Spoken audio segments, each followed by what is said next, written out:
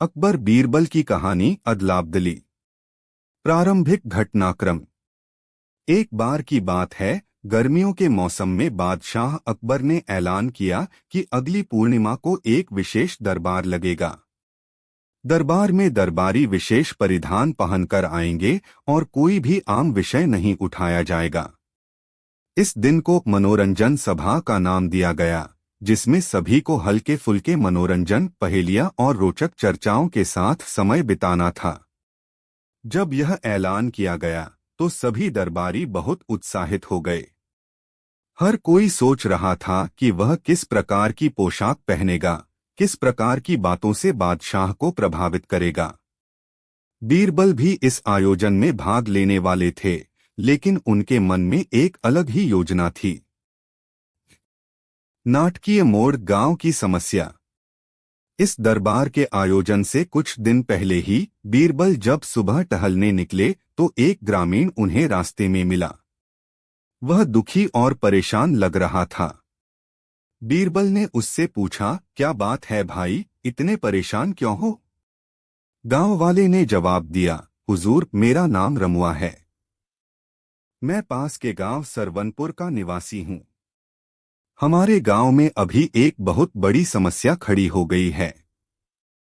बीरबल ने उसकी बात को ध्यान से सुना। रमुआ ने बताया कि उनके गांव में दो धनी किसान रहते थे, हरिया और बनिया। दोनों के पास एक एक बैल था। किसी कारणवश दोनों बैलों की आकृति, रंग और उम्र एक जैसी थी।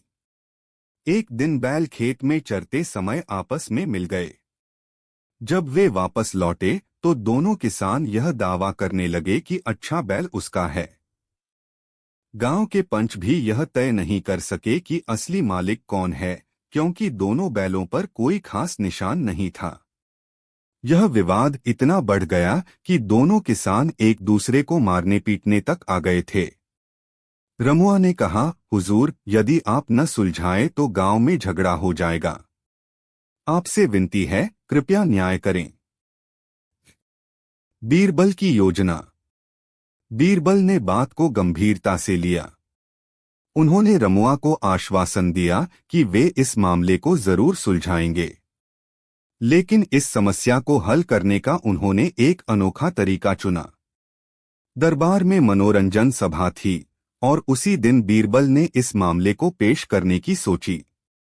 उन्होंने रमुआ से कहा, तुम दोनों किसानों को लेकर दरबार में आना, लेकिन किसी को यह मत बताना कि यह असली विवाद है। बस कहना कि तुम एक अभिनय करने जा रहे हो। रमुआ थोड़ा चौंका, लेकिन बीरबल पर भरोसा करके मान गया। मनोरंजन सभा का दिन। आखिरकार वह दिन आया जब मनोरंजन सभा आयोजित की गई। पूरे दरबार में उत्साह का माहौल था। दरबारी विचित्र पोशाकों में थे, कोई जोकर बना था तो कोई पंडित। बादशाह अकबर भी मुस्कुराते हुए सभी का स्वागत कर रहे थे।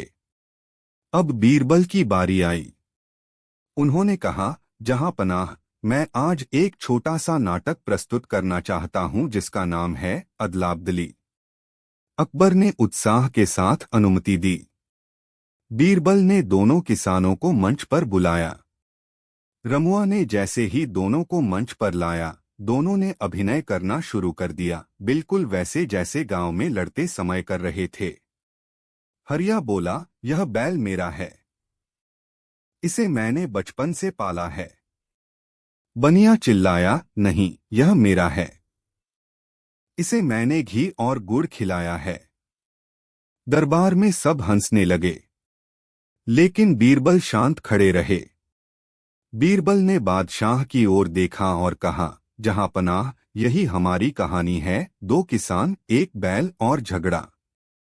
अब आप न्याय करें कि बैल किसका है। अकबर मुस्कुराकर बोले, बीरबल, यह तो बहुत कठिन निर्णय है। दोनों की बातें सुनने में सही लगती हैं। अब तुम ही कुछ उपाय बताओ। बीरबल की परीक्षा। बीरबल ने कहा, मैं दोनों किसानों से कुछ प्रश्न पूछना चाहता हूं। पहले उन्होंने हरिया से पूछा, तुम्हारा बैल कब उठता है? हरिया ने जवाब दिया, हर सुबह सूरज निकलने से पहले, जैसे ही मुर्गा बांग देता है। बीरबल ने बनिया से पूछा, तुम्हारा बैल कब उठता है? बनिया बोला, थोड़ा देर से, जब सूरज की रोशनी आंगन तक आ जाती है। बीरबल मुस्कुराए। फिर उन्होंने पूछा, तुम्हारे बैल को क्या खाना पसंद है? हरिया बोला, उसे खली और चना बहुत पसंद है। बनिया बोला, मेरा बैल तो गुड़ और हरी घास ही खाता है। बीरबल ने अब दोनों बैलों को बुलवाया और एक थाली में चनाखली और दूसरी में गुड़ घास रखा। एक बैल दौड़कर चनाखली की ओर गया और दूसरा गुड़ घास की ओर। बीरबल बोले, जहांपनाह, बैल खुद बता रहे हैं कि वे किसके हैं। पूरे दरबार में तालियां गूंज उठीं। अकबर की प्रशंसा। अकबर ने बीरबल की पीठ थपथपाई और कहा, बीरबल, तुमने इस मनोरंजन सभा में भी न्याय को जीवंत बना दिया। यह अभिनय नहीं था, यह असली समस्या थी, और तुमने मनोरंजन के माध्यम से इसका हल ढूंढ लिया। बीरबल मुस्कुराकर बोले, जहांपनाह, सच्चा मनोरंजन वही होता है जिसमें कुछ सीख हो। कहानी का निष्कर्ष। दोनों किसान बीरबल के निर्णय से संतुष्ट हुए। उन्होंने एक दूसरे से क्षमा मांगी और गांव लौट गए। गांव में बीरबल के न्याय की प्रशंसा होने लगी। इस घटना के बाद अकबर ने आदेश दिया कि यदि किसी गांव में कोई विवाद हो और उसे समझना मुश्किल हो तो पहले यह देखा जाए कि व्यक्ति और वस्तु में आपसी व्यवहार कैसे है, क्योंकि वस्तुएं भी अपने असली मालिक को पहचानती हैं। सीख। इस कहानी से हमें यह शिक्षा मिलती है कि चतुराई से किसी भी बड़ी समस्या को हल किया जा सकता है।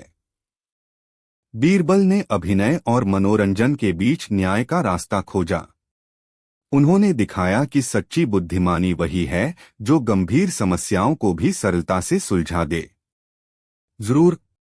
नीचे प्रस्तुत है एक नई, रोचक और पूर्ण अकबर बीरबल की कहानी। प्रस्तावना। बादशाह अकबर और बीरबल की मित्रता जितनी प्रसिद्ध थी उतनी ही प्रसिद्ध थी बीरबल की चतुराई और न्यायप्रियता। बीरबल ने न केवल बादशाह के सामने आने वाली समस्याओं का हल निकाला, बल्कि आम लोगों की कठिनाइयों को भी बड़ी सरलता से सुलझाया। यह कहानी बीरबल की एक ऐसी सलाह पर आधारित है जो बाद में पूरे राज्य में बेशकीमती साबित हुई। दरबार में चिंता का माहौल। एक बार अकबर के दरबार में विशेष सभा बुलाई गई। इस सभा में केवल चुने हुए मंत्री, सेनापति, खजांची, न्यायाधीश और सलाहकारों को बुलाया गया था। वजह यह थी कि राज्य के खजाने में तेजी से गिरावट आ रही थी। व्यापार से राजस्व घट रहा था और ग्रामीण क्षेत्रों से शिकायतें आने लगी थीं कि कर वसूली कठोरता से हो रही है। अकबर चिंतित थे। उन्होंने सभी दरबारियों की ओर देखा और बोले, हमारा खजाना तेजी से खाली हो रहा है। आम जनता में असंतोष बढ़ रहा है। अगर यही स्थिति रही तो राज्य की स्थिरता खतरे में पड़ जाएगी। आप सभी को इस समस्या का समाधान सुझाना है। दरबारियों के सुझाव। सभी दरबारी एक एक कर अपनी राय देने लगे। वित्त मंत्री ने सुझाव दिया, जहांपनाह, हमें व्यापार पर अतिरिक्त कर लगाना चाहिए। इससे खजाने में तेजी से धन आएगा। सेनापति बोले, हम सीमावर्ती राज्यों से कर वसूल सकते हैं जो हमारे मार्ग से व्यापार करते हैं। न्यायाधीश ने कहा, भ्रष्ट अधिकारियों को दंडित कर उनकी संपत्ति जब्त की जानी चाहिए। हर किसी का सुझाव या तो कठोर था या जनता पर अतिरिक्त बोझ डालने वाला। लेकिन बीरबल चुपचाप सबकी बातें सुन रहे थे। अकबर ने बीरबल की ओर देखा और कहा, बीरबल, तुम खामोश क्यों हो? तुम्हारी बुद्धिमत्ता के बिना यह दरबार अधूरा है। तुम क्या सुझाव दोगे? बीरबल की अनोखी मांग। बीरबल ने सिर झुकाकर कहा, जहांपनाह, मैं समाधान दूंगा, लेकिन पहले मुझे 7 दिन की छुट्टी चाहिए। अकबर चौंक गए। बोले, तुम्हें छुट्टी क्यों चाहिए? क्या कोई विशेष कारण है? बीरबल बोले, जहांपनाह, इस समस्या का समाधान मैं तभी दे सकता हूं जब मैं आम जनता के बीच जाकर रहूं। मैं जानना चाहता हूं कि असल में जनता क्या सोचती है, किससे पीड़ित है और कौन कौन राज्य के नाम पर उनका शोषण कर रहा है। अकबर ने मुस्कुराकर अनुमति दे दी। बीरबल का भेष और यात्रा। बीरबल ने साधारण किसान का वेश धारण किया और राजधानी से दूर स्थित गांवों की यात्रा पर निकल पड़े। उन्होंने अपना नाम बल्ली रखा और खेतों में काम करने लगे। पहले गांव में उन्हें पता चला कि कर वसूलने वाला अधिकारी किसानों से दुगुना टैक्स वसूलता है और आधा अपने पास रख लेता है। दूसरे गांव में देखा कि स्कूलों को मिलने वाली सहायता गांव के प्रधान के पास ही बंद हो जाती है। तीसरे गांव में मालूम पड़ा कि व्यापारियों से रिश्वत लेकर निरीक्षक आंखें मूंद लेते हैं। बीरबल ने यह सब अपनी छोटी सी डायरी में नोट कर लिया। 7वें दिन की वापसी। 7 दिन बाद बीरबल राजधानी लौट आए और अगले ही दिन दरबार में उपस्थित हुए। सभी उन्हें देखकर आश्चर्यचकित थे। वे थोड़े मैले कुचैले कपड़ों में थे और साथ में एक गठरी लाए थे। अकबर ने पूछा, बीरबल, अब बताओ कि तुम्हारा समाधान क्या है? बीरबल बोले, जहांपनाह, मेरा समाधान इस गठरी में है। अकबर ने मुस्कुराकर कहा, क्या इसमें खजाना है? बीरबल ने गठरी खोली। उसमें एक मिट्टी का घड़ा था जिस पर लिखा था, राज्य की सबसे बेशकीमती चीज। अकबर ने घड़े को खोलकर देखा तो उसमें कुछ नहीं था। बीरबल बोले, जहांपनाह, इसमें जनता का विश्वास था जो अब शून्य हो चुका है। यह विश्वास ही राज्य की सबसे बड़ी दौलत है।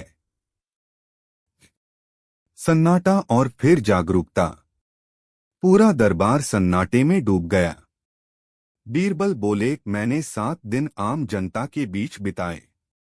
उन्होंने मुझसे कहा कि कर के नाम पर उन्हें लूटा जा रहा है, स्कूलों को सहायता नहीं मिल रही, अफसर रिश्वत लेते हैं और जब वे शिकायत करते हैं तो कोई नहीं सुनता। जनता अब राज्य से नाराज है और एक दिन यह नाराजगी विद्रोह में बदल सकती है। अकबर चिंतित हो गए।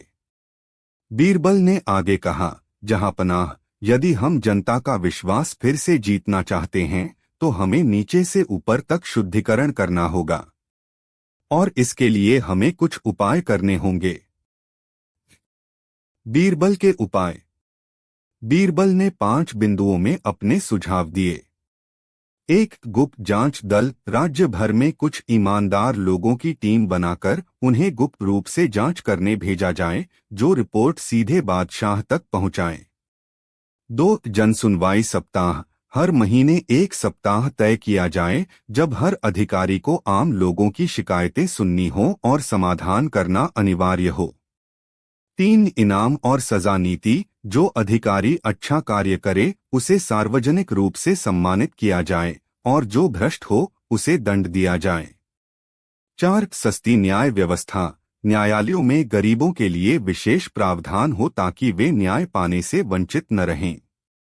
5. शिक्षा और व्यापार प्रोत्साहन। गांवों में स्कूल और व्यापारिक मेलों का आयोजन हो जिससे गांव आत्मनिर्भर बने।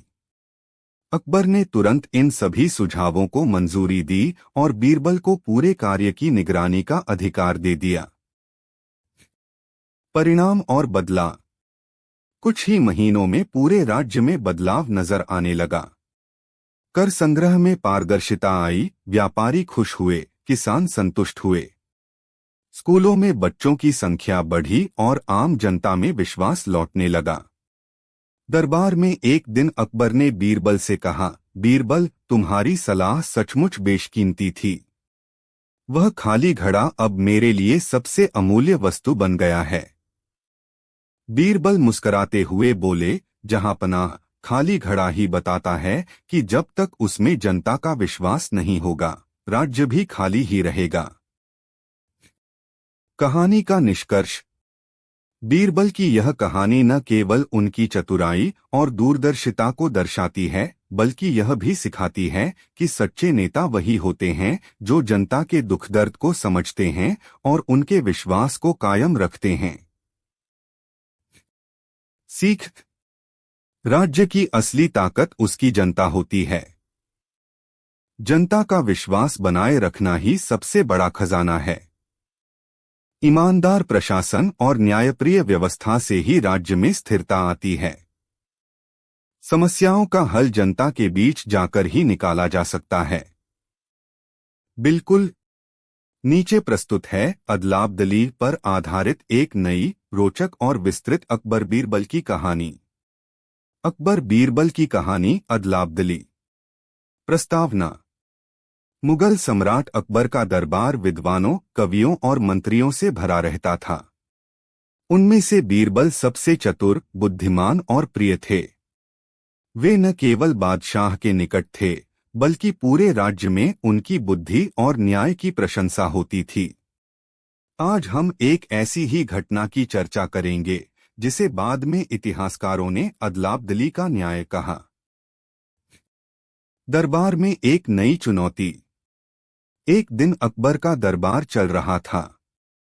दरबार में सामान्य चर्चा हो रही थी कि तभी महल का द्वारपाल एक गांव से आए दो लोगों को भीतर लाया। दोनों ग्रामीण आपस में बहस कर रहे थे और बहुत परेशान थे। एक दरबारी ने उन्हें रोकते हुए कहा, दरबार में बहस नहीं होती। शांति से अपनी बात बादशाह के सामने रखो।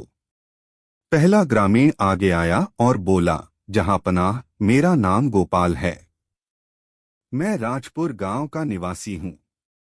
यह व्यक्ति रामू मुझसे झूठ बोलकर मेरा बेटा ले गया है। रामू गुस्से में बोल पड़ा, यह झूठ बोल रहा है। बच्चा मेरा है और मेरे साथ ही रहता है।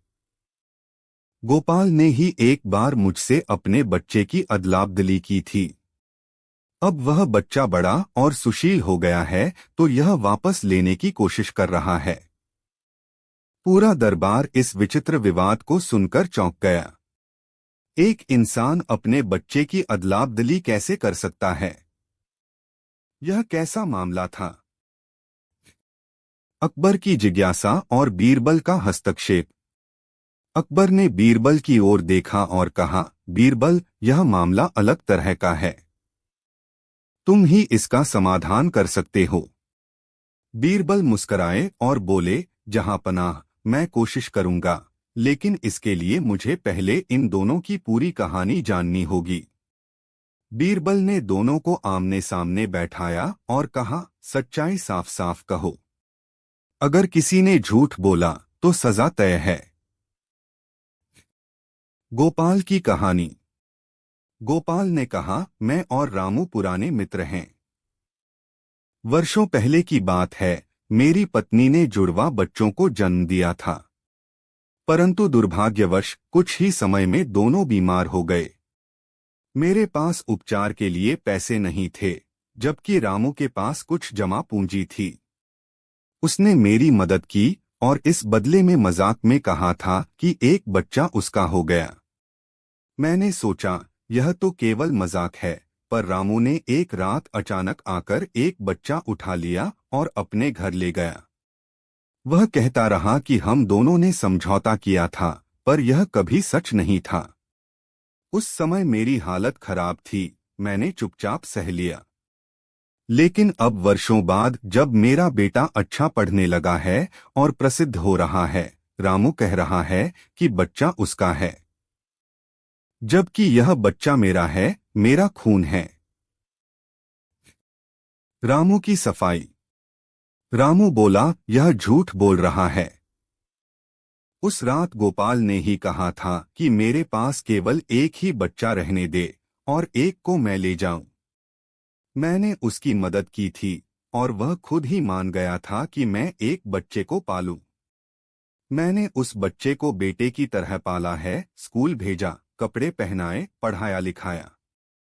अब जब बच्चा बड़ा हो गया है और लोग उसकी तारीफ कर रहे हैं, तो गोपाल कहता है कि वह उसका है।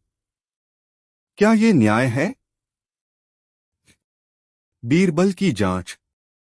बीरबल ने गंभीरता से कहा, मुझे दोनों बच्चों से मिलना होगा। उन्हें दरबार में लाया जाए। अगले दिन दोनों लड़कों को दरबार में लाया गया। दोनों की उम्र लगभग 12 वर्ष की थी। एक का नाम अर्जुन था और दूसरे का नाम मोहन। दोनों शांत स्वभाव के और सुसंस्कृत दिखते थे। बीरबल ने पहले अर्जुन से पूछा, तुम्हारे पिता कौन हैं? अर्जुन बोला, मैं गोपाल चाचा के घर पैदा हुआ था, लेकिन तब बहुत छोटा था। मुझे पालने वाले रामू चाचा हैं। उन्होंने ही मुझे पढ़ाया लिखाया, पर मुझे अक्सर लगता है कि मैं अपने असली घर से दूर हूँ। बीरबल ने मोहन से पूछा, तुम्हें क्या याद है अपने बचपन से? मोहन बोला, मैंने अपनी माँ को बहुत छोटा देखा था।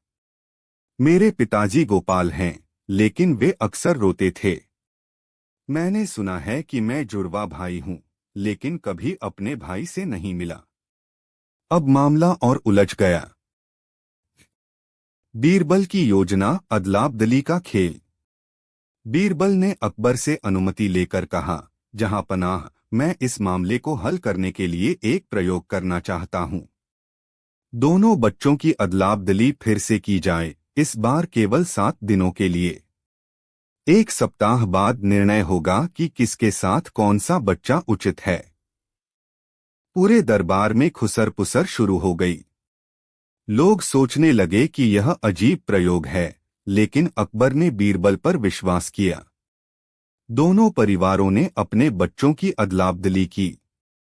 अर्जुन को गोपाल के पास और मोहन को रामू के पास भेजा गया। असली परीक्षा, रिश्तों की गहराई। 7 दिनों के दौरान बीरबल ने अपने गुप्त दूतों को भेजा जो यह देख रहे थे कि दोनों घरों में क्या हो रहा है। गोपाल का घर, गोपाल अर्जुन को देखकर भावुक हो गया। वह उसके साथ हर दिन खेत जाता, उसे खाना खिलाता, पुराने किस्से सुनाता। अर्जुन धीरे धीरे खुलने लगा और कहने लगा, मुझे लगता है कि मैं यहाँ का ही हूँ। रामू का घर, मोहन को रामू ने भरपूर सुविधाएं दी, लेकिन उसमें सच्चा भाव नहीं था। वह केवल यह दिखाना चाहता था कि वह अच्छा पिता है। लेकिन मोहन ने यह बात दूतों से कही, मैं यहाँ पराया महसूस करता हूँ। पिताजी केवल बातें करते हैं, प्यार नहीं दिखाते। फैसले का दिन। 7 दिन बाद सभी लोग दरबार में इकट्ठा हुए। बच्चे भी साथ आए। बीरबल ने बच्चों से पहले बात की। अर्जुन ने कहा, मैंने गोपाल चाचा को पहले बस एक गुस्सैल आदमी समझा था, पर अब मुझे लगता है कि उनका प्यार सच्चा है। मुझे वहां अपनापन महसूस हुआ। मोहन बोला, रामू चाचा ने मेरा अच्छे से ख्याल रखा, पर वह केवल बाहरी रूप से।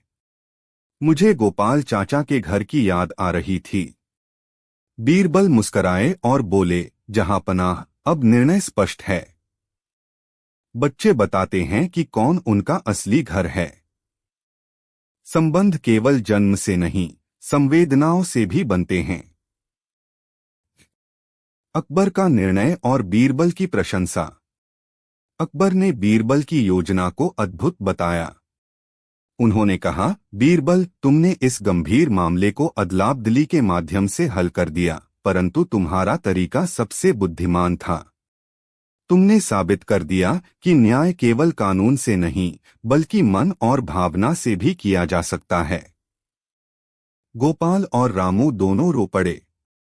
गोपाल ने रामू को गले लगाया और कहा, तूने मेरा बच्चा पाला, मैं तेरा हमेशा ऋणी रहूंगा। रामू ने भी स्वीकार किया, मुझे लगता था कि मैंने सही किया, लेकिन अब समझ आया कि एक रिश्ता केवल पालन पोषण से नहीं, बल्कि आत्मीयता से बनता है। कहानी का निष्कर्ष। बीरबल ने इस विचित्र मामले को बहुत ही मानवीय और चतुराई भरे तरीके से हल किया। उन्होंने एक सामाजिक संदेश भी दिया कि सच्चे रिश्ते केवल खून के नहीं, बल्कि भावनाओं और प्यार के होते हैं। इस फैसले के बाद अकबर ने एक नया आदेश जारी किया, कोई भी अभिभावक विवाद होने पर बच्चों की राय को भी सुना जाएगा। सीख। सच्चे रिश्ते संवेदना और परवाह से बनते हैं। न्याय भावनाओं और बुद्धि का संतुलन होना चाहिए। चतुराई केवल शब्दों की नहीं, कर्मों की भी होनी चाहिए। बीरबल जैसे विद्वानों की सोच समाज को सही दिशा देती है। कहानी का शीर्षक अदलाबदली। प्रस्तावना। बादशाह अकबर का दरबार अपनी विद्वत्ता, न्यायप्रियता और अनोखे फैसलों के लिए पूरे हिंदुस्तान में प्रसिद्ध था। उस दरबार में बीरबल की जगह सबसे खास थी। उनकी बुद्धिमत्ता, हाजिर जवाबी और मानवता की गहरी समझ अकबर को भी कई बार हैरान कर देती थी। एक बार दरबार में एक ऐसा मामला आया जिसने सबको उलझा दिया। यह मामला केवल न्याय या सच्चाई का नहीं था, बल्कि भावनाओं, रिश्तों और आत्मीयता का भी था। यह कहानी है दो परिवारों और दो बच्चों की और एक चतुर समाधान की, जिसे बीरबल ने अदलाबदली से सुलझाया। दरबार में अनोखा मुकदमा। एक दिन दरबार चल रहा था। दरबारी विद्वान, मंत्री और सलाहकार अपनी अपनी बात रख रहे थे। तभी महल के द्वारपाल ने आकर सूचना दी, जहां पनाह, दो ग्रामीण किसी गंभीर विवाद को लेकर दरबार में आपकी न्याय की अपील करना चाहते हैं। अकबर ने आज्ञा दी, उन्हें अंदर लाया जाए। दो ग्रामीण दरबार में प्रस्तुत हुए। एक का नाम हरिया था और दूसरा रघु। दोनों मध्यवर्गीय किसान थे। वे आपस में तीखी बहस कर रहे थे और दोनों ही गुस्से में थे। अकबर ने उन्हें शांत किया और कहा, दरबार में सम्मान और अनुशासन की अपेक्षा होती है। अब क्रम से अपनी बात कहो। हरिया की शिकायत। हरिया बोला, जहां पनाह, मैं और रघु एक ही गांव में रहते हैं। वर्षों पहले जब हम दोनों के घर संतान नहीं हुई थी, तब हम बहुत अच्छे मित्र थे। फिर मेरी पत्नी को जुड़वा पुत्र हुए और रघु की पत्नी को एक ही संतान, परंतु वह जन्म के बाद ही चल बसी। रघु उस समय बहुत दुखी था। उसने मुझसे आग्रह किया कि वह मेरे एक बेटे को गोद लेना चाहता है। हम दोनों के परिवारों में सहमति बनी और मैंने एक पुत्र उसे सौंप दिया। परंतु अब इतने वर्षों बाद जब मेरा दूसरा बेटा, जिसे मैंने पाला, राजा की परीक्षा में सबसे अव्वल आया है और उसे राजकोष से छात्रवृत्ति मिली है, तो रघु कहता है कि वह लड़का उसका है और उसे वापस चाहता है। यह सरासर अन्याय है, जहांपना। रघु की दलील। अब रघु अपनी जगह से उठा और बोला, जहांपनाह, बात बिल्कुल उल्टी है। उस समय हरिया और मैंने बच्चे गोद बांट कर नहीं लिए थे, बल्कि हरिया ने मुझे कहा था कि मैं अपना बच्चा उसके पास छोड़ दूं ताकि वह उसकी परवरिश कर सके, क्योंकि उसकी पत्नी कमजोर थी। मैंने यह कहकर एक बच्चा उसे दिया और दूसरा अपने पास रखा। वर्षों बाद जब मेरा बेटा बड़ा हुआ और प्रतिभाशाली निकला, तो हरिया ने उसे अपना बेटा कहकर छीन लिया। मैं केवल वही मांग रहा हूं जो मेरा हक है। पूरे दरबार में सन्नाटा था। कौन सच बोल रहा है, यह तय कर पाना कठिन था। अकबर की नजर बीरबल पर। अकबर ने बीरबल की ओर देखा। बीरबल, यह मामला बेहद उलझा हुआ है। एक ही समय पर दोनों का पक्ष सत्य भी लगता है और झूठ भी। कोई स्पष्ट प्रमाण नहीं है, कोई दस्तावेज नहीं है, फिर न्याय कैसे हो? बीरबल शांत थे, पर उनकी आंखों में चमक थी। वे बोले, जहांपनाह, न्याय साक्ष्य से ही नहीं, सच्चाई की गहराई में उतरने से भी किया जा सकता है। मुझे एक दिन का समय दीजिए, मैं इस मामले को अपनी तरह से सुलझाऊंगा। अकबर ने सहर्ष अनुमति दे दी। बीरबल की योजना। बीरबल ने दोनों बच्चों को दरबार में बुलाने को कहा। दोनों लड़कों की उम्र लगभग 13 से 14 वर्ष थी। एक का नाम अर्जुन था और दूसरे का नाम विनोद। बीरबल ने बच्चों से अलग अलग बातचीत की, लेकिन कोई खास जानकारी नहीं मिली। दोनों बच्चों को यह बताया गया था कि वे उसी घर में पैदा हुए थे जहां वे अब रहते हैं। अब बीरबल ने अगली योजना बनाई। उन्होंने दोनों बच्चों को 7 दिन के लिए उनके विपरीत घरों में भेजने का प्रस्ताव रखा। मतलब अर्जुन को हरिया के पास और विनोद को रघु के पास भेजा जाए। दोनों परिवार घबरा गए।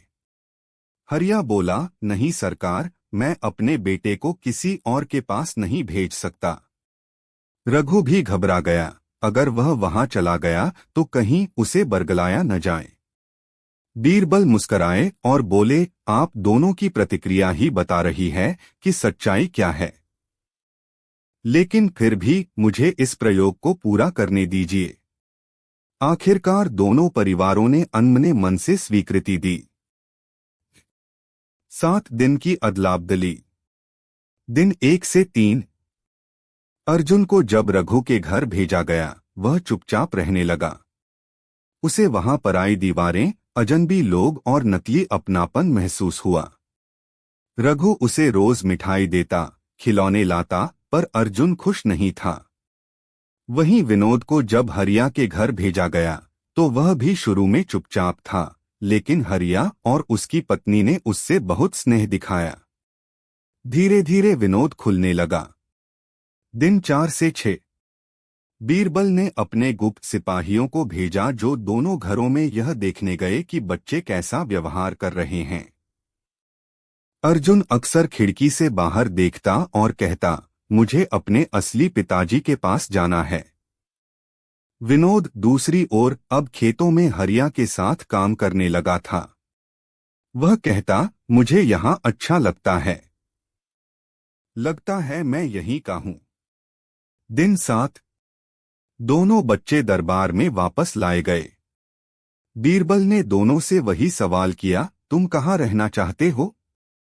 अर्जुन ने तुरंत कहा, मैं हरिया के पास रहना चाहता हूं। विनोद बोला, मैं रघु के पास नहीं लौटना चाहता।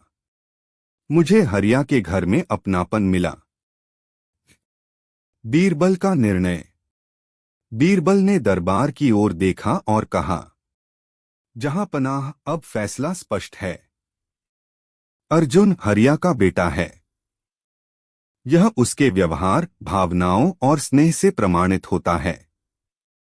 वह अपने असली पिता के पास ही रहना चाहता है। विनोद को गोद लिया गया था और उसे प्यार मिला, लेकिन खून का रिश्ता कहीं गहरा होता है। रघु ने बच्चे को केवल सुविधाएं दी, स्नेह नहीं। और यही कारण है कि विनोद को अपनापन हरिया के घर में महसूस हुआ। इसलिए अर्जुन हरिया के पास रहेगा और उसे छात्रवृत्ति भी मिलेगी। विनोद को भी राज्य की ओर से विशेष मदद दी जाएगी ताकि उसका भविष्य भी उज्जवल हो। अकबर की प्रशंसा और इनाम।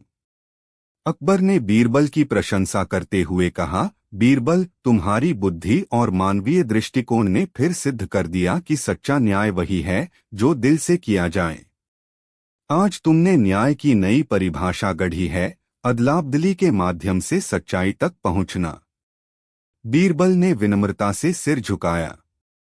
अकबर ने दोनों बच्चों को इनाम दिया, शिक्षा, कपड़े और भविष्य के लिए मदद। रघु और हरिया को आपसी मनमुटाव छोड़ने का आदेश भी दिया गया। कहानी का निष्कर्ष। यह कहानी हमें सिखाती है कि कभी कभी सच्चाई कागजों या शब्दों में नहीं होती, वह छुपी होती है भावनाओं, संबंधों और व्यवहार में।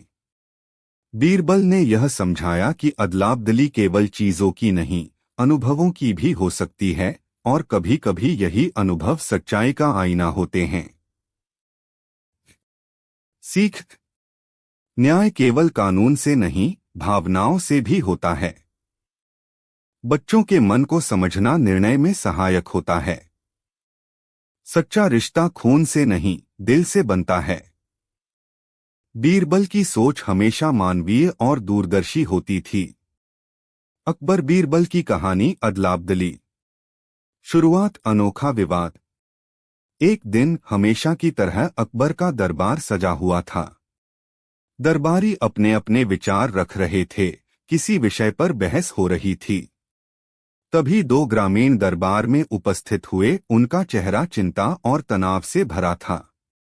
प्रधानमंत्री ने उनकी बात अकबर तक पहुंचाई। जहां पनाह, ये दोनों एक अजीब विवाद लेकर आए हैं जो पिछले कई वर्षों से इनका जीवन दुखद बना चुका है। अकबर ने दोनों ग्रामीणों को सामने बुलाया। वे थे हरिया और रघु, दोनों ही मध्यवर्गीय किसान जो कभी अच्छे मित्र हुआ करते थे, पर आज दुश्मनों की तरह एक दूसरे को देख रहे थे। अकबर ने गंभीर स्वर में पूछा, बताओ क्या विवाद है जो तुम हमारे न्यायालय में लाए हो? हरिया का पक्ष। हरिया ने गहरी सांस ली और बोलना शुरू किया। जहां पनाह, यह मामला लगभग 14 वर्ष पुराना है। उस समय मैं और रघु दोनों संतान की चाह में परेशान थे। हमारी पत्नियां संतान नहीं पैदा कर पा रही थीं। तब एक दिन मुझे एक साधु मिले जिन्होंने आशीर्वाद दिया कि मेरे घर जुड़वा बेटे होंगे। और सच में कुछ महीनों बाद मेरी पत्नी को जुड़वा पुत्र हुए। रघु ने जब यह सुना तो वह बहुत दुखी हो गया। उसकी पत्नी ने भी उसी समय एक पुत्र को जन्म दिया था, परंतु बच्चा जन्म के कुछ देर बाद ही मर गया। रघु ने रोते हुए मुझसे विनती की कि मैं अपने जुड़वा बेटों में से एक उसे दे दूं ताकि वह पिता बनने का सुख पा सके। मैंने मित्रता में सहमति दी और एक पुत्र उसे दे दिया। वर्षों तक सब कुछ ठीक चला, पर अब जब दोनों बालक बड़े हो गए हैं और एक लड़का जो वास्तव में मेरा पुत्र है राजकोष से छात्रवृत्ति जीत गया है, तो रघु कहता है कि वह लड़का उसका है। यह सरासर झूठ है। रघु की दलील। अब रघु ने विरोध में कहा, यह झूठ है जहांपना। सच यह है कि उस समय मेरे बेटे के मरने की कोई बात नहीं थी। हरिया की पत्नी जुड़वा बेटे नहीं बल्कि एक ही बेटा लेकर आई थी। उसने मेरा बेटा मुझे सौंपने का वादा किया था क्योंकि मेरी पत्नी बीमार थी और वह अपने बेटे को खुद पालने की स्थिति में नहीं था। पर कुछ समय बाद जब मेरा बेटा अच्छा पढ़ने लगा, हर प्रतियोगिता में आगे निकलने लगा, तब हरिया ने चालाकी से उसे अपना बेटा कहकर उसे अपने पास रख लिया। मैं वर्षों से यह सहता रहा, पर अब अन्याय सहन नहीं होता। दरबार में सन्नाटा। पूरे दरबार में सन्नाटा छा गया। कोई सबूत नहीं था, न जन्म का प्रमाण, न लिखित गोदनामा। सब कुछ केवल बातों और यादों पर आधारित था। अकबर ने दोनों की बातें ध्यान से सुनी और फिर बीरबल की ओर देखा। बीरबल, क्या इस उलझन को सुलझाने का कोई तरीका है तुम्हारे पास? बीरबल मुस्कराए, जहांपनाह, सत्य बहुत बार हमारे सामने होता है, बस उसे पहचानने की दृष्टि चाहिए। मुझे 2 दिन का समय दें और यह मामला सुलझ जाएगा। बीरबल की योजना। बीरबल ने दोनों लड़कों को दरबार में बुलाने की आज्ञा दी। 2 किशोर दरबार में आए, एक था अर्जुन और दूसरा विनोद। दोनों के चेहरे मासूमियत से भरे थे। दोनों को यही बताया गया था कि वे जिस घर में रह रहे हैं वहीं जन्मे हैं। बीरबल ने पहले दोनों से अलग अलग सवाल किए, उनका पसंदीदा खाना, खेल, बचपन की यादें, कौन उन्हें कहानियां सुनाता था, वगैरह। जवाब संतुलित थे, कोई स्पष्ट अंतर नहीं दिखाई दिया। तब बीरबल ने चतुर योजना बनाई। दोनों बच्चों को 1 सप्ताह के लिए एक दूसरे के घर भेजा जाए। अर्जुन रघु के घर और विनोद हरिया के घर। इस अदलाबदली से सच्चाई सामने आ जाएगी।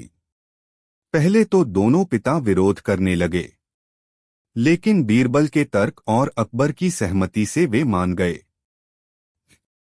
7 दिन की अदलाबदली। पहला दिन, अर्जुन रघु के घर गया। उसे वहां सब कुछ नया लगा। रघु ने उसकी खातिरदारी में कोई कसर नहीं छोड़ी, मिठाइयाँ, खिलौने, अच्छे कपड़े। पर अर्जुन चुपचाप रहा। उसने पूछा, क्या मैं जल्द वापस जा सकता हूँ? विनोद हरिया के घर आया। हरिया की पत्नी ने उसे वही प्यार दिया जो वह अर्जुन को देती थी। पहले दिन वह भी शांत रहा। दूसरा से चौथा दिन अर्जुन अब भी उदास था। जब भी दरवाजे पर कोई आवाज आती वह बाहर दौड़ता, शायद कोई उसे लेने आया है। विनोद ने धीरे धीरे हरिया के घर में घुलना शुरू कर दिया। वह सुबह खेतों में साथ जाता, दोपहर में गायों को चारा डालता, शाम को हरिया की पत्नी से रोटियां बनवाता। उसने कहा, यहाँ मुझे अपना बचपन सा लगता है। पांचवां और छठा दिन बीरबल ने अपने गुप्त सेवकों को दोनों घरों में भेजा। उनकी रिपोर्ट यह थी, अर्जुन उदास रहता है, सोते समय रोता है और अक्सर माँ कहाँ है पूछता है। विनोद हंसता है, बात करता है और घर के कामों में उत्साह दिखाता है। सातवां दिन दोनों बच्चों को दरबार में लाया गया। दरबार में निर्णय का दिन। बीरबल ने पहले अर्जुन से पूछा, तुम कहाँ वापस जाना चाहते हो? अर्जुन बोला, मैं हरिया बाबा के घर जाना चाहता हूँ। वहाँ मेरी माँ है, मेरी गाय है, मेरी किताबें हैं। रघु चाचा अच्छे हैं, पर मुझे वहाँ सुकून नहीं मिला। फिर बीरबल ने विनोद से पूछा, तुम्हें कहाँ अच्छा लगा? विनोद मुस्कराया और बोला, मुझे हरिया चाचा के घर बहुत अच्छा लगा। उनका खेत, बैल और आंगन मेरे बचपन की याद दिलाते हैं। मुझे लगता है मैं यहीं का हूं। सारा दरबार हैरान था। दोनों बच्चों की बातों में सच्चाई थी, पर उलझन भी थी। बीरबल का चमत्कारी निष्कर्ष। बीरबल उठे और बोले, जहां पनाह, अब मैं निर्णय देने के लिए तैयार हूं। इन 7 दिनों में जो सच उजागर हुआ है वह भावनाओं और आचरण के रूप में सामने आया है। अर्जुन हरिया के पास रहना चाहता है क्योंकि वहीं उसका मन बसता है और उसकी स्मृतियां भी वहीं की हैं। यह स्पष्ट करता है कि अर्जुन ही हरिया का असली बेटा है। विनोद को हरिया के घर में अपनापन मिला, पर वह भी यह नहीं कह सका कि वह वहीं जन्मा है। इसका मतलब है कि उसका रिश्ता केवल अनुभवजन्य है, जन्मजन्य नहीं। आठ विनोद रघु का पुत्र है। रघु ने वर्षों तक अर्जुन को पालने का दावा किया, पर अर्जुन ने उसके प्रति कोई आत्मीयता नहीं दिखाई। यह सिद्ध करता है कि वह जबरन वहां रखा गया था। अकबर का अंतिम निर्णय। अकबर ने कहा, बीरबल, तुमने फिर एक बार साबित किया कि सच्चाई केवल शब्दों या दस्तावेजों में नहीं होती, वह हृदय में होती है। इस निर्णय से न केवल न्याय हुआ है, बल्कि 2 बच्चों का भविष्य भी सुरक्षित हुआ है। हरिया को अर्जुन की छात्रवृत्ति जारी रहेगी और रघु को राज्य की ओर से सहायता दी जाएगी ताकि वह विनोद की अच्छी शिक्षा करा सके। दोनों ग्रामीणों ने आंसुओं के साथ बीरबल को प्रणाम किया। कहानी का उपसंहार। यह निर्णय केवल एक झगड़ा नहीं सुलझाता था, यह संबंधों की गहराई को समझने का एक उदाहरण बन गया। बीरबल ने यह सिद्ध कर दिया कि सच्चाई जब अदलाबदली के अनुभवों में प्रकट हो तो वह न सिर्फ न्याय लाती है, बल्कि रिश्तों को भी नया अर्थ देती है। सीख। सच्चाई पहचानने के लिए केवल कानूनी प्रमाण नहीं, संवेदनशीलता और सूझबूझ भी जरूरी होती है। बच्चों का मन झूठ और सच्चाई के बीच फर्क बता सकता है, बशर्ते उसे समझा जाए। बीरबल की न्यायप्रियता और प्रयोगधर्मिता आज भी प्रेरणा देती है। अकबर बीरबल की कहानी अदलाबदली। प्रस्तावना। दरबार में प्रकट हुआ उलझा हुआ मामला। एक दिन बादशाह अकबर का दरबार सजा हुआ था। सभी मंत्री अपने अपने कार्यों में व्यस्त थे। तभी 2 साधारण किसान दरबार में उपस्थित हुए। उनके चेहरे पर चिंता की गहरी लकीरें थीं। दरबार की कार्यवाही कुछ क्षणों के लिए थम गई। प्रधानमंत्री ने अकबर से निवेदन किया, जहां पनाह, ये दो ग्रामीण एक गंभीर पारिवारिक विवाद लेकर आए हैं। प्रकरण विचित्र और संवेदनशील है। अकबर ने आदेश दिया, उन्हें आगे लाओ। दोनों किसान दरबार के मध्य आए। उनके नाम थे हरिप्रसाद हरिया और रघुनाथ रघु। दोनों उम्र में लगभग 40 से 45 वर्ष के थे। पहले वे मित्र थे, पर आज कटुता की पराकाष्ठा पर थे। हरिया की व्यथा। हरिया ने झुकी हुई निगाहों से अकबर की ओर देखा और बोला, जहां पनाह, यह मामला 15 वर्ष पुराना है।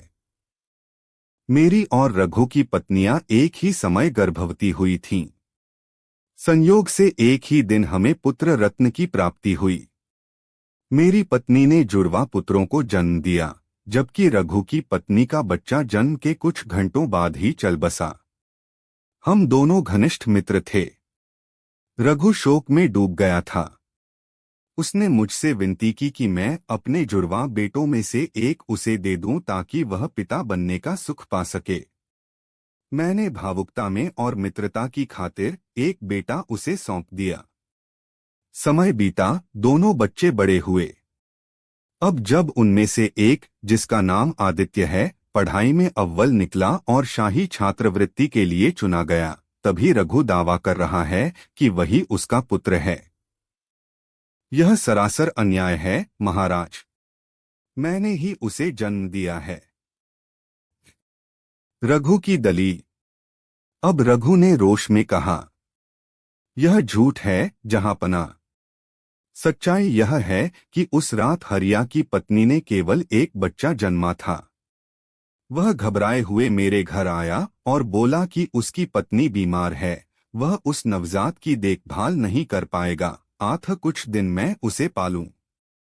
कुछ महीने बाद जब बच्चे मुझसे जुड़ गया, तब हरिया ने कहा कि बच्चा हमेशा मेरे पास ही रहे। मैंने उसे अपने बेटे जैसा पाला। अब जब वह लड़का होशियार निकला है, तो हरिया ने अपना दावा ठोक दिया है। उसने मेरे बेटे को छीनने की साजिश रची है। सबूत का अभाव। अकबर ने पूछा, क्या इस मामले का कोई लिखित प्रमाण है? गोदनामा, जन्म रजिस्टर?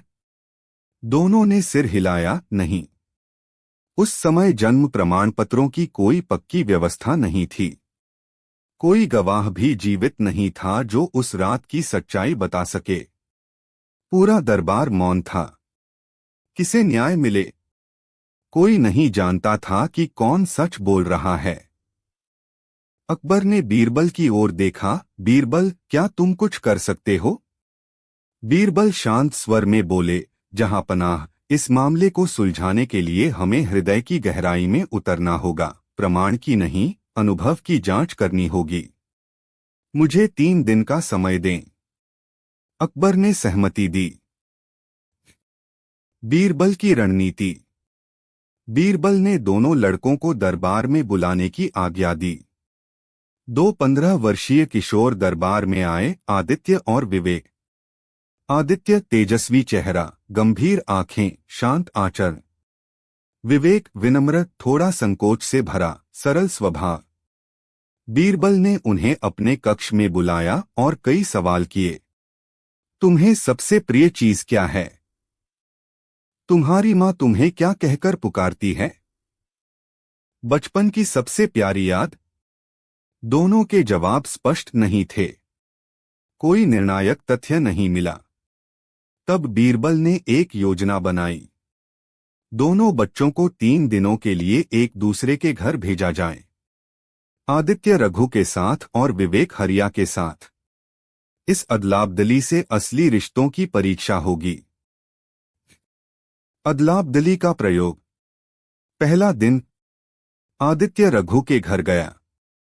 रघु ने प्रेम से उसका स्वागत किया। खूब भोजन, उपहार, नई पोशाकें। पर आदित्य चुपचाप रहा। उसने पूछा, क्या मैं अपनी किताबें ला सकता हूं? विवेक हरिया के घर पहुंचा। हरिया की पत्नी ने उसे गले से लगा लिया। विवेक मुस्कराया, पर थोड़ी असहजता रही। दूसरा दिन। आदित्य घर से बाहर नहीं निकला। उसने रात में खाना नहीं खाया। बीरबल के गुप्त सेवक ने बताया, वह अपने कमरे में चुपचाप बैठा रहा और बार बार खिड़की से बाहर देखता रहा। विवेक ने हरिया के घर में हलचल शुरू कर दी। उसने आंगन साफ किया, गायों को चारा दिया। शाम को हरिया की पत्नी को कहा, मुझे आपकी रोटियां बहुत पसंद आईं। तीसरा दिन आदित्य ने रघु की पत्नी से कहा, तुम मेरी मां नहीं हो। तुम अच्छा व्यवहार कर रही हो, पर मेरी मां की तरह नहीं लगती। वह रोने लगा। विवेक ने हरिया की पत्नी के सिर में तेल लगाया और बोला, आपकी आंखें मेरी मां जैसी लगती हैं। आपके पास रहने से एक सुकून मिलता है। बीरबल को दोनों घरों से यही रिपोर्ट मिली। बीरबल की परीक्षा, सत्य की खोज। 3 दिन बाद बीरबल ने दोनों बच्चों को वापस बुलवाया। पूरे दरबार की निगाहें अब बीरबल पर थीं। उन्होंने पूछा, बीरबल आदित्य, तुम कहाँ जाना चाहोगे? आदित्य, मैं हरिया बाबा के पास जाना चाहूंगा। वे मुझे डांटते हैं, सिखाते हैं, पर उनके साथ मुझे घर जैसा लगता है। यहाँ सब कुछ अच्छा था, पर माँ की ममता की कमी थी। बीरबल, विवेक, तुम कहाँ रहना चाहोगे? विवेक, मुझे हरिया चाचा के घर सुकून मिला। मुझे उनका खेत, उनकी गाय सब अच्छे लगे। पर जब मैंने अपनी आंखें बंद की तो मेरी माँ की आवाज किसी और की लगी। लगता है मेरी माँ रघु की पत्नी है। अब बीरबल ने दरबार की ओर देखा और कहा, जहांपनाह, निर्णय अब स्पष्ट है। बीरबल का न्याय। सात्विक प्रेम और भावनात्मक जुड़ाव नकली नहीं होते। आदित्य हरिया का पुत्र है।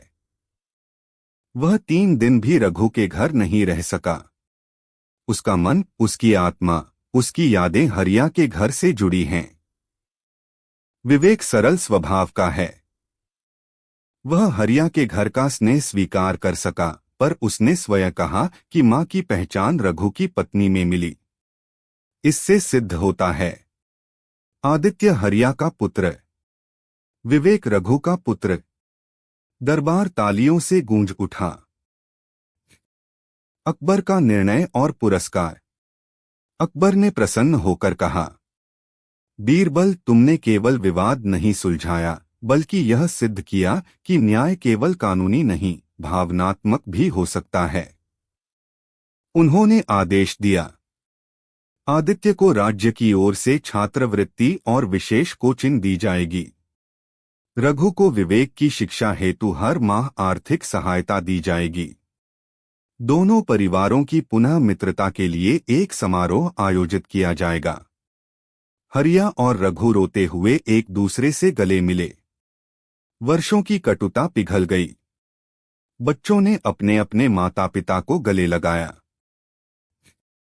उपसंहार, भावनाओं की विजय। यह अदलाबदली केवल बच्चों की नहीं थी, यह परीक्षा थी। ममता की, स्मृतियों की, संवेदनाओं की। बीरबल ने एक बार फिर यह सिद्ध किया कि विवेक और अनुभव जब एक साथ चलें तो न्याय की राह स्वर्णिम हो जाती है। शिक्षा। हर समस्या का समाधान तर्क में नहीं, अनुभव में होता है। रिश्ते जन्म से नहीं, स्नेह और स्मृति से बनते हैं। बीरबल की चतुराई केवल न्याय में नहीं, हृदय की समझ में भी निहित थी। अकबर बीरबल की कहानी, अदलाबदली। मुगल सम्राट अकबर का दरबार चतुर और विद्वान मंत्रियों से सुसज्जित था, लेकिन उनमें सबसे अधिक प्रिय और विश्वसनीय थे बीरबल। बीरबल की बुद्धिमत्ता और न्यायप्रियता के अनेक किस्से लोकगाथाओं का हिस्सा बन चुके हैं। उनकी एक विशेषता थी कि वे किसी भी मामले को केवल तथ्यों या साक्ष्यों से नहीं, बल्कि इंसानी व्यवहार और भावनाओं की गहराई से समझते थे। आज की कहानी एक ऐसे जटिल विवाद की है, जहां मामला था बच्चों की अदलाबदली का। पर यह केवल शरीरों की अदलाबदली नहीं थी, यह दिल, भावनाओं और रिश्तों की परीक्षा थी। प्रकरण की शुरुआत। एक दिन दरबार में जब सामान्य कार्यवाही चल रही थी, तभी दरबार के मुख्य द्वार पर हलचल हुई। दो ग्रामीण व्यक्ति, एक गौर वर्ण गंभीर मुखाकृति वाला, दूसरा सांवला पर तेजस्वी नेत्रों वाला, प्रवेश कर रहे थे। उनके पीछे एक सिपाही था जिसने घोषणा की, जहां पनाह, ये दो गांववासी एक गंभीर पारिवारिक विवाद लेकर आए हैं। वे आपसे न्याय की अपील करना चाहते हैं। अकबर ने अनुमति दी और दोनों को सामने बुलाया गया। पहचान और समस्या। ग्रामीणों ने अपना परिचय दिया। पहले ने कहा, मेरा नाम हरिप्रसाद है, पर लोग मुझे हरिया कहते हैं। यह मेरे गांव का पुराना साथी रघुनाथ, जिसे रघु कहा जाता है। अकबर ने पूछा, तो समस्या क्या है? हरिया ने सिर झुकाकर कहा, जहां पनाह, आज से 15 वर्ष पूर्व हमारी पत्नियां एक ही दिन गर्भवती हुईं और सौभाग्यवश दोनों ने एक ही रात में संतान को जन्म दिया। मेरी पत्नी ने जुड़वा पुत्रों को जन्म दिया और रघु की पत्नी ने एक पुत्र को, जो जन्म के कुछ घंटे बाद ही चल बसा। रघु और मैं अच्छे मित्र थे। उसके हृदय पर गहरा आघात हुआ। उसने मुझसे विनती की कि मैं उसे एक पुत्र गोद में दे दूं। मैंने मित्रता और दया भाव से एक पुत्र उसे सौंप दिया। वर्षों तक हम एक दूसरे के घर आते जाते रहे, कोई विवाद नहीं था। परंतु अब जब मेरा एक पुत्र आदित्य पढ़ाई में उत्कृष्ट निकला और शाही छात्रवृत्ति के लिए चयनित हुआ, रघु दावा कर रहा है कि वही उसका पुत्र है। अकबर ने चौंककर रघु की ओर देखा, क्या यह सत्य है? रघु ने तीव्र स्वर में कहा, नहीं जहांपनाह, सच्चाई तो यह है कि हरिया की पत्नी ने केवल एक पुत्र को जन्म दिया था। उसका दूसरा पुत्र तो मेरा था। संतान की अदलाबदली उस रात हो गई थी। हरिया के घर अंधेरा था। उसकी सास ने कहा कि एक बच्चा कमजोर है और दूसरा कोई नहीं जानता कि असली कौन है। अगले दिन हरिया मेरे घर आया और कहा, अब जिसे जो बच्चा मिला है वही उसका है। अब जब वह बच्चा बुद्धिमान निकला है, वह उसे वापस लेने की कोशिश कर रहा है। जटिलता और उलझन। अकबर थोड़े असमंजस में पड़ गए। न कोई लिखित प्रमाण था, न कोई गवाह। इतना पुराना मामला था कि गांव के बुजुर्ग भी या तो चल बसे थे या कुछ याद नहीं था। अकबर ने कहा, यह तो अत्यंत कठिन स्थिति है। साक्ष्य नहीं, केवल आरोप और प्रत्यारोप हैं। अब दरबार में सन्नाटा पसर गया। सभी की निगाहें बीरबल की ओर मुड़ी। अकबर बोले, बीरबल, क्या तुम इस गुत्थी को सुलझा सकते हो? बीरबल मुस्कराए, जहांपनाह, यह मामला न्याय की नहीं, संवेदना की परीक्षा है। सत्य छिपा नहीं है, बस दृष्टि चाहिए। मुझे 4 दिन का समय दीजिए। बीरबल की योजना। बीरबल ने दोनों बच्चों को दरबार में बुलवाया, आदित्य और विवेक। वे लगभग एक ही उम्र के, समान कदकाठी और व्यवहार में अच्छे थे। बीरबल ने दोनों को अपने निजी कक्ष में बुलाया और अलग अलग बातचीत की। उन्होंने बच्चों से पूछा, तुम्हें सबसे प्रिय व्यक्ति कौन लगता है? तुम किसके साथ सबसे अधिक समय बिताते हो? तुम्हारी माँ कैसे लोरी गाती हैं? आदित्य का उत्तर था, मुझे माँ की कहानियां बहुत पसंद हैं। वे हर रात मेरे सिर पर हाथ रखकर कहती हैं, तू मेरा सूरज है, तू ही उजाला है। उनकी लोरी में गाय की ममता होती है। विवेक बोला, मेरी माँ थोड़ी चुप रहती हैं। वे मुझे कुछ भी कहने से रोकती नहीं, पर जब बीमार होता हूं तो मेरी चप्पल तक खुद लाकर देती हैं। बीरबल मुस्कराए। अब योजना अगली थी। अदलाबदली का परीक्षण। बीरबल ने आदेश दिया, इन दोनों बच्चों को अगले 3 दिन तक अदलाबदली कर दी जाए। यानी आदित्य रघु के घर और विवेक हरिया के घर रहें। यह परीक्षा होगी सच्चे रिश्तों की।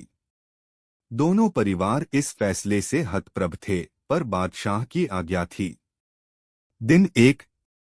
आदित्य रघु के घर गया। रघु और उसकी पत्नी ने उसे अच्छे से खिलाया पिलाया, पर आदित्य चुप रहा। वह अपने कमरे से बाहर नहीं निकला। विवेक हरिया के घर गया। हरिया की पत्नी ने उसके सिर पर हाथ फेरा। वह मुस्कराया। उसने खेत घूमे गायों को चारा दिया। दिन 2। आदित्य ने भोजन करने से मना कर दिया। उसने कहा, मुझे मां की बनाई खिचड़ी चाहिए।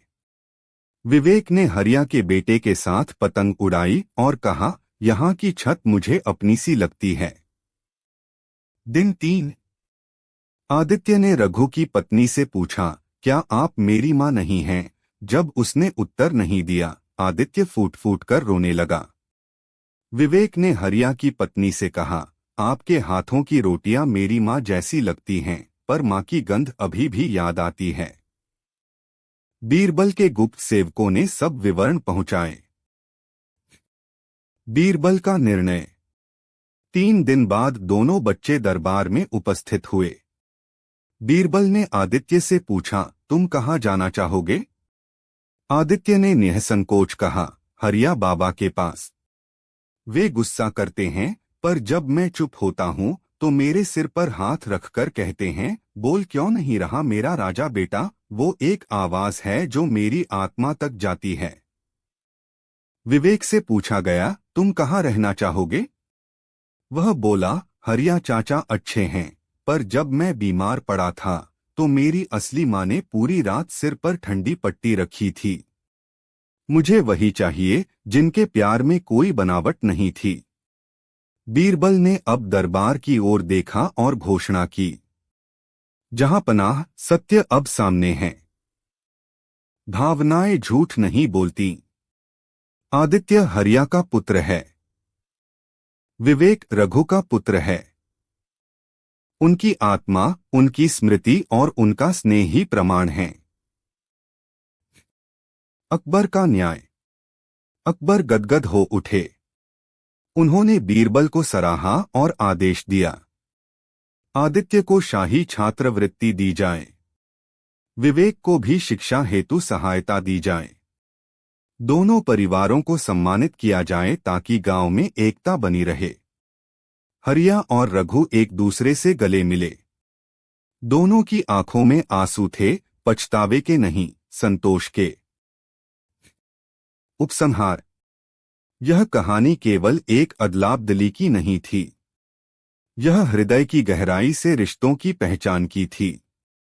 बीरबल ने सिद्ध कर दिया कि संवेदनाएं और आत्मीयता सच्चे प्रमाण होते हैं। मां की ममता, पिता का स्नेह और बच्चों की स्मृति कभी धोखा नहीं देती। शिक्षा। रिश्ते कागजों से नहीं, भावनाओं से बनते हैं।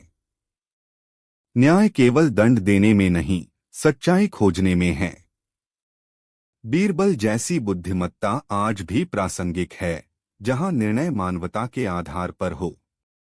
एक दिन दरबार में दरबारी अपनी अपनी बातें रख रहे थे।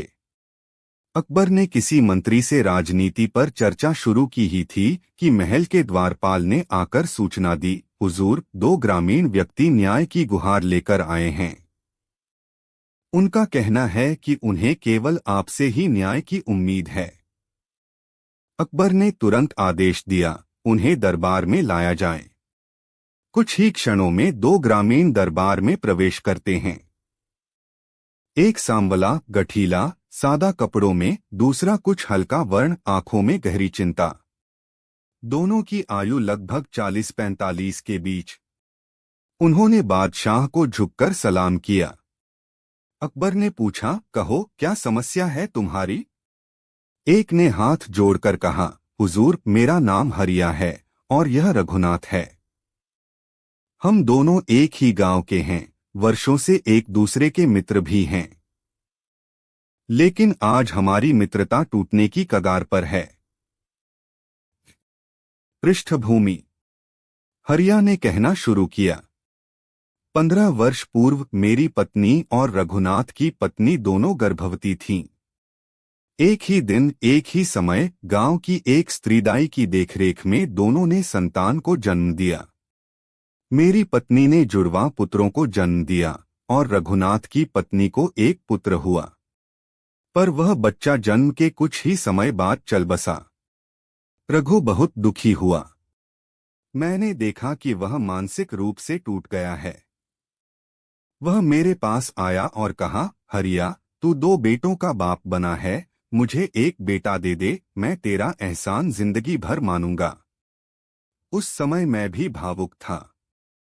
मैंने अपने छोटे बेटे को गोद में लेकर उसे सौंप दिया। हम दोनों में एक मौन समझौता हुआ कि अब यह बात यहीं समाप्त हो जाए। वर्तमान संकट। हरिया थोड़ी देर रुका, फिर कहने लगा, अब जब मेरे बड़े बेटे आदित्य ने अपनी बुद्धिमत्ता और परिश्रम से शाही छात्रवृत्ति के लिए स्थान पाया है, रघु यह दावा कर रहा है कि वही उसका असली बेटा है। वह कह रहा है कि हमने उस समय कुछ और किया था, कि मेरे दोनों बेटे असल में उसके थे और मैंने अदलाबदली करके उसे गलत बच्चा दे दिया। अब अकबर ने रघु की ओर देखा, तुम्हारा पक्ष क्या है? रघु ने आंखें तरेरते हुए कहा, हुजूर, हरिया झूठ बोल रहा है। उसकी पत्नी ने उस रात केवल एक पुत्र को जन्म दिया था। दाई भी कहती थी कि दूसरा बच्चा संदेहास्पद है। मेरी पत्नी ने एक मरा हुआ बच्चा नहीं, एक जीवित बच्चा जन्म दिया था, परंतु बदकिस्मती से गांव में उस रात रोशनी नहीं थी और बच्चे बदल दिए गए। मैंने जिस बच्चे को पाला है वह विवेक है। पर अब जब आदित्य को छात्रवृत्ति मिल रही है, हरिया कह रहा है कि वही उसका असली बेटा है। जटिलता और भावनात्मक भ्रम। अकबर को यह मामला अत्यंत उलझा हुआ लगा। न कोई गवाह था, न कोई लिखित प्रमाण और न ही कोई ऐसी तकनीक जो रक्त का संबंध सिद्ध कर सके। उन्होंने बीरबल की ओर देखा और कहा, बीरबल, क्या तुम इस मामले को सुलझा सकते हो? बीरबल गंभीरता से बोले, जहांपनाह, मामला केवल बच्चे का नहीं है, यह संवेदनाओं और आत्मीयता का है। न्याय तभी पूरा होगा जब सत्य पूरी तरह प्रकट हो। बीरबल की युक्ति। बीरबल ने दोनों बच्चों आदित्य और विवेक को बुलाया। वे दोनों 15-6 वर्षों के थे। भले ही रंगरूप में कुछ भिन्न थे, पर चालढाल, हाव भाव में एक जैसा आत्मविश्वास था। बीरबल ने दोनों बच्चों से अलग अलग मिलकर कई बातें पूछीं। तुम्हारी माँ तुम्हें क्या पुकारती हैं? जब तुम बीमार होते हो तो कौन देखभाल करता है? तुम्हारे घर में सबसे अच्छा पकवान कौन बनाता है? जब डर लगता है तो तुम किसके पास जाते हो? उनके उत्तर दिलचस्प थे। आदित्य बोला, माँ जब मुझे मेरे राजा बेटे कहकर गले लगाती हैं तो सब डर भाग जाते हैं। मैं जब बीमार होता हूँ तो पिताजी मेरी मथाई पर हल्दी मलते हैं। माँ मुझे खीर बनाकर खिलाती हैं, कहती हैं कि यह तुम्हारी पसंदीदा मिठाई है जो तुम्हारी नानी बनाती थीं। विवेक ने कहा, मेरी माँ कम बोलती हैं, पर जब मैं उदास होता हूँ तो वे बिना कुछ कहे मेरी पीठ पर हाथ फेरती हैं। मेरे पिताजी मुझे ज्यादा डांटते नहीं, लेकिन जब मैं रोता हूँ तो मुझे अपनी चप्पल लाकर देते हैं। बीरबल ने दोनों के जवाबों को बहुत ध्यान से सुना। बीरबल की घोषणा, अदलाबदली की परीक्षा। अब बीरबल ने दरबार में सभी के सामने एक असामान्य योजना प्रस्तुत की। इन दोनों बच्चों को 3 दिनों तक अदल कर उनके तथाकथित घरों में भेजा जाएगा। आदित्य रघु के घर और विवेक हरिया के घर रहेगा। इन 3 दिनों में हम भावनाओं की परीक्षा करेंगे जो रक्त से अधिक सच्ची होती हैं। अकबर ने हाँ में सिर हिलाया। आदेश तत्काल लागू किया गया। परीक्षण के 3 दिन। पहला दिन। रघु के घर में आदित्य को अच्छे से स्वागत मिला। रघु की पत्नी ने उसे खूब खिलाया, लेकिन आदित्य चुपचाप रहा। उसकी आंखें कुछ खोज रही थीं। हरिया के घर में विवेक पहले तो असहज हुआ, पर हरिया की पत्नी ने उससे ऐसे व्यवहार किया जैसे वह वर्षों से उनका बेटा हो। दूसरा दिन। आदित्य ने रघु की पत्नी से पूछा, क्या आपने मुझे कभी सिर पर थपकी दी है, जैसे मेरी माँ देती हैं? जब उत्तर नहीं मिला, उसने खाना नहीं खाया। विवेक ने हरिया की गोद में सिर रखा और सो गया। हरिया की आंखें नम हो गईं। तीसरा दिन। आदित्य ने दरवाजा खोला और बाहर निकलकर बोला, मुझे मेरी माँ चाहिए।